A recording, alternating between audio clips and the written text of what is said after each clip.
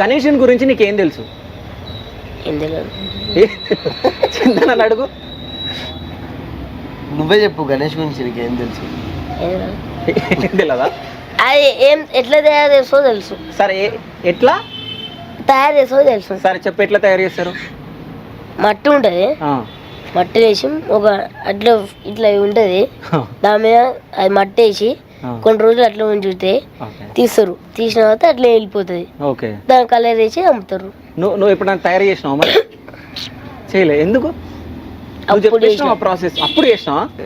ఏ మట్టితో చేసినావు? ఎర్ర మట్టితోట, బంక మట్టితోట? బంక మట్టి. ఏడ దొరుకుతుంది అది? ఇసుకలా. ఇసుక ఏడు ఉంటుంది?